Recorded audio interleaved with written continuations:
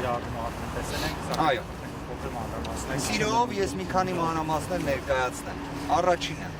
2025 թվականի նոյեմբերի 18-ին հաջորդած ժամանակահատվածում մեր կողմից թե քննչական, թե դատախազությանը, թե իրավասու այլ մարմիններին ներկայացվել են 10-ից ավելի միջնորդություններ։ Դրանցից յուրաքանչյուրը իր ազդեցությունը ունենում է իրավաչափության պայմանների վրա։ Վերջին ասուլիսներից մեկի ընթացքում գործընկերների հետ միասին բոլորին տեղեկացրել էինք, որ քննիչը մեր կողմից ներկայացված միջնորդությունները, որոնք վերաբերում են իրենց պարտականությունների կատարմանը, խոչընդոտելու իբրև ռիսկի նվազմանը, որակում էր այն անհիմն միջնորդություն եւ մերժում։ Այդ ամենը չէր կարող իրավական հետևանք չունենալ։ Մեր կողմից հետևյալ գործողությունը կատարվեց։ Այս ժամանակահատվածում բոլոր հիմքերը հիմնավորումներ, ինչպես նաև այլ բնույթի խնդիրները, որոնք մենք արձանագրել էինք, որոնք ազդեցություն են ունենում իրավաչափության պայմանների վրա, կուտակել էինք եւ ներկայացրել էինք որպես նոր ի հայտ եկած փաստարկի հիմքով միջնորդություն դատարանին։ Դա քրեական դատավարության օրենսգրքի 289 հոդվածով նախատեսված կարգավորում է։ Դատարանը քննության առնելով մեր միջնորդությունը որոշեց այն բավարարել մասնակի կիրառելով տնային կալանք եւ գրավ։ Ինչն եմ ուզում հատուկ նշել, Սահմանադրական դատարանը այդ ճշմարտությունը վերջերս եւս նշել է, տնային կալանքը նույնն է ինչ կալանք։ Իր ռեժիմի, իր սահմանափակման տեսանկյունից մենք խոսում ենք կրկին ինտենսիվ սահմանափակման մասին։ Հետևաբար այստեղ հատուկ շնորհավորանքներ ես չեմ ներկայացնում, քանի որ ունեմ նաև պաշտպանյալներ, որոնք գտնվում են տնային կալանքի ռեժիմում եւ վստահ եղեք տնային կալանքը եւս ծանր խափանման միջոց է։ Ազատությունը սահմանափակող։ Կներեք մեկ հանգամանք եմ նշում։ Ժամը 19:30-ի 19:45-ի սահմաններում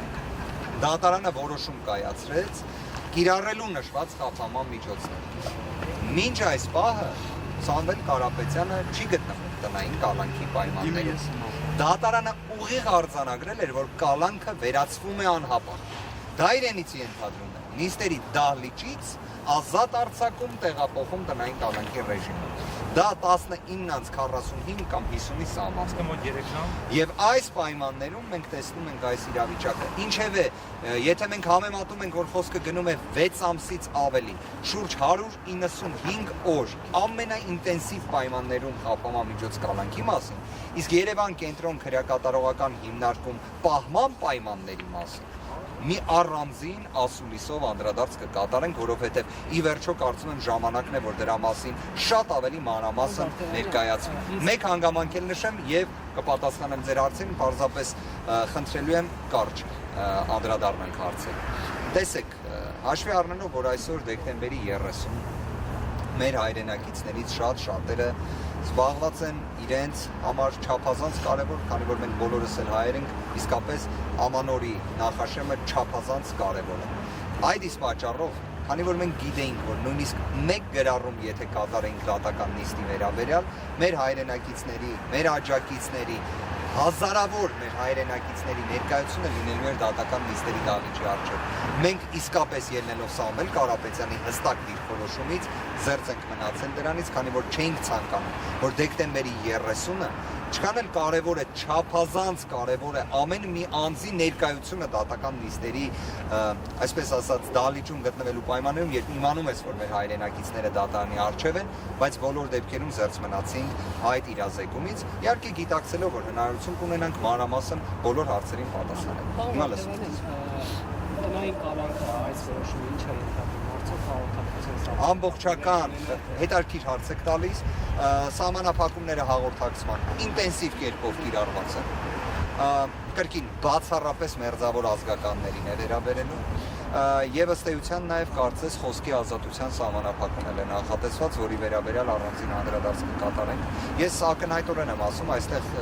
որոշումը ամբողջությամբ պարզապես չենք ստացել, քաղվածքով ենք ստացել, դրան ծանոթանալուն պես լրացուցիչ դիրքորոշում կարտահայտենք, այդ թվում վերաքննության կարգով բողոքարկման։ Ըստ էության կարող է նաև դրան վերաբերել, դրա համար կցանկանամ դատարանի որոշմանը ծանոթանալ նոր ամբողջական ասել, շատ պարզ ուզում եմ ձեզ բացահայտել, մեր պատկերացրած խափանման միջոցը առկա այն տվյալների, որոնք մենք ստացել ենք այս ժամանակահատվածում, պետք է լիներ պարզապես կալանքի վերացում։ Իդեպ հենց մեր խնդրամասն էլ այդպեսին է։ Առաջնային կալանքի ընդհանրապես վերացում։ Ներողություն մի հաց էլ իսկ հիմա ինչ են ասում այստեղ։ Արդյոք գրավի հավաստման Ոչ, դա չի հարցը, պարզապես այսպես մի հասկացություն կա, կոչվում է ազատական։ Ցանկացած մեր հայրենակիցով, որ կալանավորումով անցել է, գիտի այդ եզրույթի մասին, ազատականն է լրացնում այն պայմաններում, երբ դատական նիստերի դահլիճից ազատ էր արձակվել։ Այդ ժամանակ ազատական չի լրացվում ՀԿՀ-ին։ Բայց սա է իրավիճակը։ Իդեպ այս նախաձեռնությամբ, որ անպայման պետք է ուղեկցեն դեպի քրեակատարողական իրար, հաստատի հանդես եկավ քննչական խմբի ղեկավարը։ Մեղադրող կողմը որոշել է բողոքարկել կարծես գրավի չափի մասին ինչ կարող եք ասել, որ անվեր օրինաչափ շեմը, որը սահմանում է։ Գրավի հետ կապված չափը իմ կարծիքով դա գրավի բացակայությունն է Սամվել Կարապետյանի դեպքում։ Մենք խոսում ենք այնպիսի ճանաչում ունեցող անձի մասին, որի պայմաններում իր հեղինակությունը, իր անցած ճանապարհը առավել քան բավարար է ցանկացած ռիսկ զսպելու համար։ Ներողություն եմ խնդրում, զանգ է կարծես գալիս, ես պատասխանեմ, այնուհետև կվերադառնամ։ Ներողություն եմ խնդրում, մի հատ պատասխանեմ։